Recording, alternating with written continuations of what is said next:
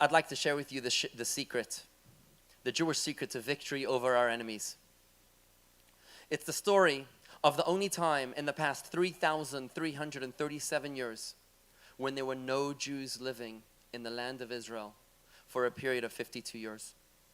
It all started in the year 423 BCE, after the Babylonian conquest of our first temple in Jerusalem, when the Babylonians allowed just 6,000 Jews to live in Israel, mostly farmers, responsible for growing food for the Babylonian troops.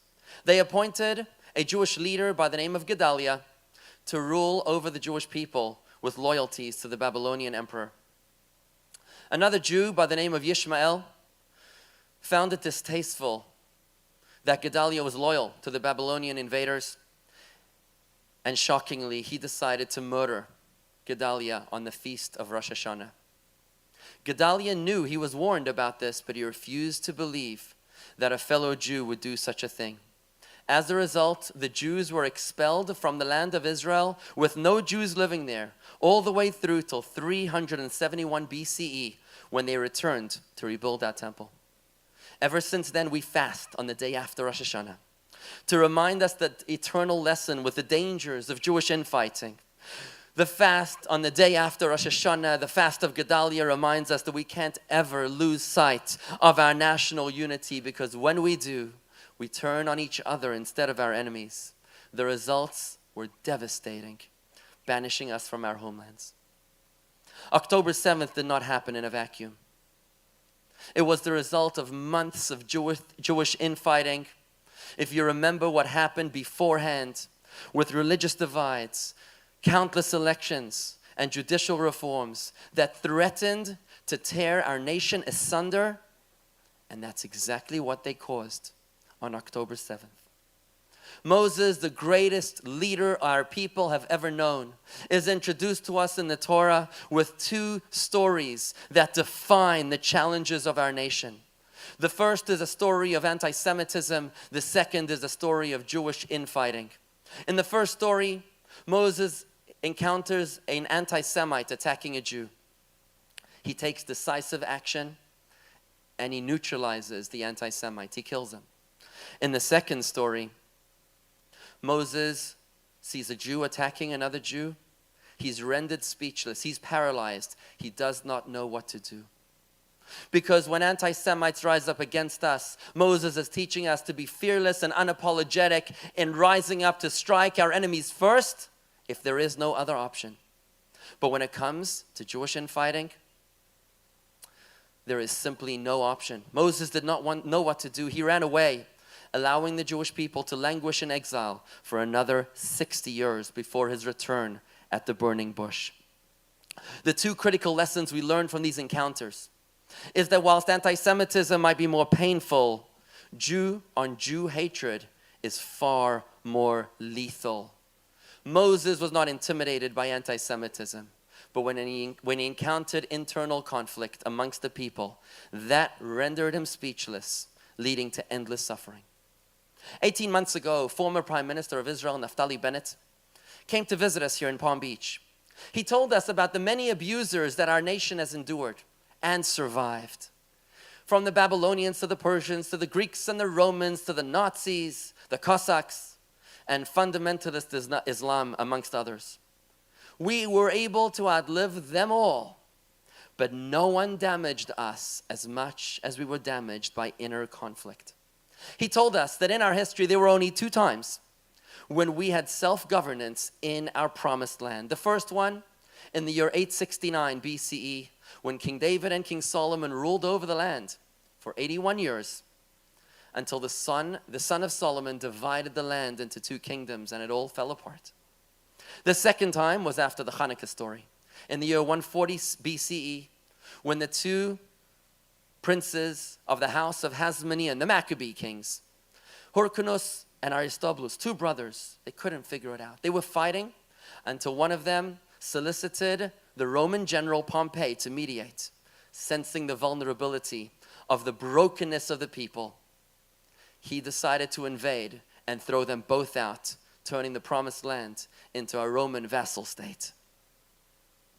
Naftali Bennett, 18 months ago, warned us that today we stand in the third era of Jewish self-governance in the Promised Land.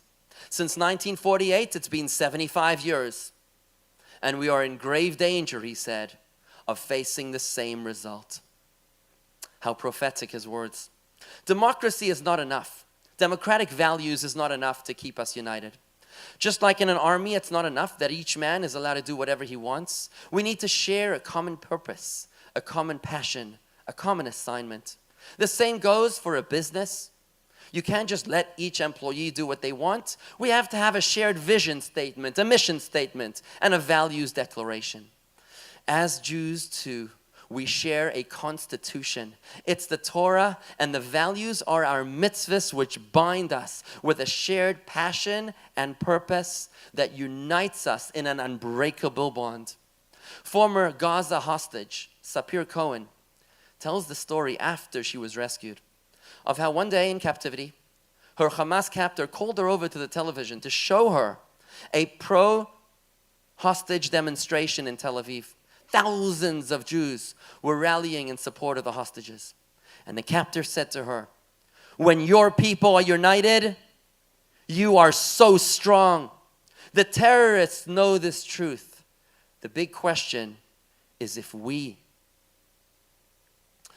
standing just a month before the national elections here in the United States. This is the most divisive time for us as American Jews. This is the time when we must rise up above our preferences and learn to love the people that we don't like. You don't have to agree with them. You just have to learn to accept them as your brother and your sister. And I know you'll tell me, but that person, I can't tolerate their political views. It's a test, my friends.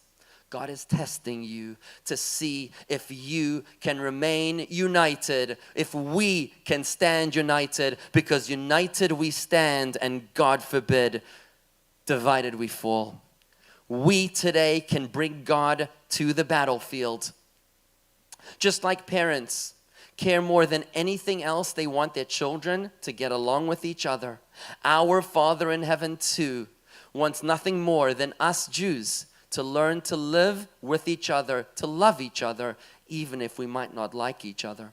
Indeed, in today's Torah portion, the Torah tells us, "Vayhi bishurun melech," that the king dwells amongst the people, Yachad Shivtei Yisrael, when it is that we're able to stand united.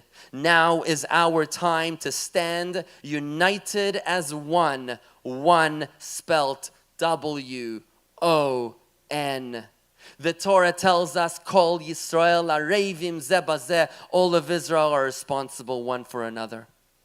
When I ask my fellow Jews here, elder Jews in this area, in this community, what were you doing during the Holocaust in Europe when you were here in America? Many of them tell me we didn't know. We just didn't know what the Nazis were doing. But today we know of the atrocities that are happening to our brothers in Israel. Today we know about the suffering, what's going on in the land of Israel. Today we have to do something about it. What will you tell your grandchildren that you did after October 7th on the first anniversary? Will you have the courage to rise up and stand united with your fellow brother and your fellow sister, even if you don't agree with them? We can do this. We can win this war. Am Yisrael Chai.